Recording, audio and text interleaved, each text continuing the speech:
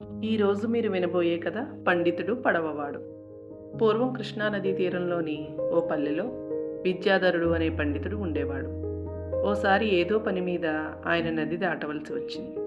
అందరికంటే తానే గొప్ప అని విద్యాధరుడు నిత్యం గర్వంతో ఉండేవాడు. ప్రయాణం మధ్యలో పడవవాణ్ణి ఆ పండితుడు మాటల్లోకి దించాడు. అతడి వివరాలన్నీ తెలుసుకుని, నీకు సంస్కృతం చదవడం వచ్చా అని అడిగాడు. రాదని చెప్పాడు పడవవాడు. పోనీ తెలుగైనా వచ్చా అని మళ్ళీ అడిగాడు. అయ్యా, కాస్త వచ్చు, అయినా నేను మీలా పండితుణ్ణి కాదు, పడవ నడిపేవాడిని, పెద్దగా చదువుకోలేదు అన్నాడు. ఏమిటయ్యా, ఏమడిగినా రాదంటున్నావు? చదువు రాకపోతే నీ జీవితం సగం వ్యర్థం. నన్ను చూడు, ఈ చుట్టుపక్కల నా అంత పండితుడు లేడు అన్నాడు విద్యాధరుడు. పడవవాడు ఏమీ మాట్లాడలేదు.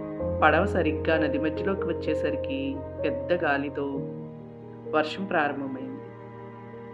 పడవ కుదుపులకు గురవుతుండడంతో విద్యాధరుడిలో ఆందోళన మొదలైంది. నీకు భయం వేయడం లేదా అని పడవవాడిని అడిగాడు పండితుడు.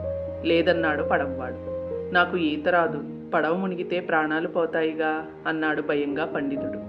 అయ్యో, ఇందాక సంస్కృతం తెలుగు రాకుంటే జీవితం సగం వృధా అన్నారు, మరిప్పుడు మీకు ఈత రాకుంటే జీవితం మొత్తం వృధానే కదా అన్నాడు పడవ నడిపే వ్యక్తి.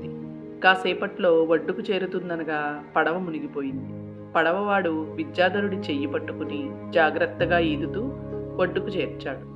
ఇక ఆ రోజు నుంచి విద్యాధరుడిలో గర్వం నశించింది. తన పాండిత్యం గురించి అనవసర గొప్పలు ఎక్కడా చెప్పుకోలేదు.